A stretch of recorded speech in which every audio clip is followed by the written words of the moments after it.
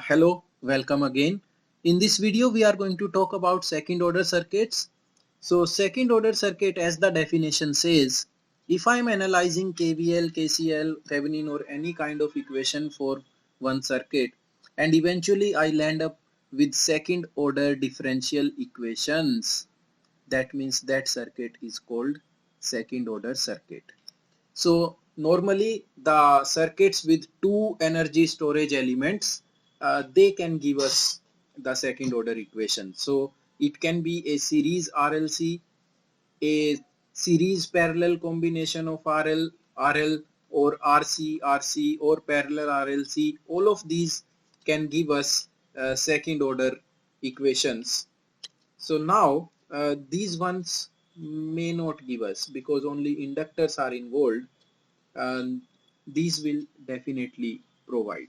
So how do we analyze? Before we analyze, in this snippet we are focusing on initial and final values calculations, because if you remember in first order analysis also we said we need to have initial and final values. So initial values, we are going to focus, if we are focusing on capacitor we will focus on the voltage, if we are focusing on inductor we will focus on the current. That is what we have said always. So let us look at this one.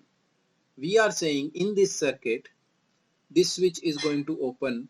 Calculate I, V, di by dt, dv by dt, I infinity, V infinity.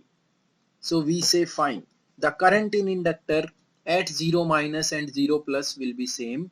Voltage across capacitor at 0 minus and 0 plus will be same. So let me talk about 0 minus. When it is 0 minus, the switch is closed. Inductor is behaving like short circuit. Capacitor is behaving like open circuit. So this 12 volt is connected to 4 and 2 6 ohm. Nothing will go here. So the current will be 12 divided by 6, that is 2 ampere. What will be the voltage across capacitor? That will be voltage across 2 ohm, and that is 2 into 2, 4 volt. The values at 0 minus will also be the value at 0 plus. Now let me calculate what are the values at infinity. At infinity this switch is open, so nothing will go into ohm, and again the capacitor will be open circuit. Now the whole circuit is like open circuit. That means I infinity will be 0. V infinity will be voltage across this open circuit, that means 12. So I got these 4 parameters. Now there is something interesting that we are asking. What is di by dt or dv by dt at 0 plus?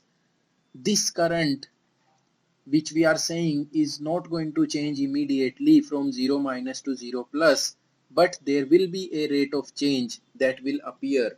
How do we calculate that? So first of all we have done this. Now let us focus on dv by dt and di by dt. Remember, initially when I am talking about the initial circuit at t equal to 0 minus, we are having the relations that I capacitor is C dV by dt and V across inductor is L di by dt. Remember, these terms will help you in getting dV by dt and di by dt. How do we get into these? So this is what we are saying. So dV by dt will be IC by C. This C will come here. Okay. Now what is dV by dt? What is IC? IC at 0 plus. IC at 0 plus, what is the capacitor? Now look, initially this 2 ampere was flowing and this was my capacitor. As soon as I open this 2 ampere is not going to change because it is inductor current. This branch is open, so nothing will go here. That means everything will go here. So what is the value of capacitor current at 0 plus? That is 2 ampere. It has immediately changed from 0 to 2. Okay. So what is capacitor current at 0 plus? That is 2, and the value of C is known. So di by dt is 20 by this. Now let us talk about dv by dt. Di by dt. Okay, so I said L di by dt is VL. Okay, so let us write the KVL equation of this loop. So minus 12 plus 4i plus VL plus voltage across capacitor, minus 12 plus 4i plus VL plus voltage across capacitor is 0. So that means VL on one side minus 12. What is VL at 0 plus? That was on this side 4 into I plus is 2 ampere, 4 into I is 8 on this side is minus 8, V0 plus is V0 minus that we had calculated, that was 4, so that is minus 4. That means VL0 plus is 0. So L L di by dt or is equal to VL. That means di by dt is VL by L. VL is 0. 0 by L is 0 ampere per second.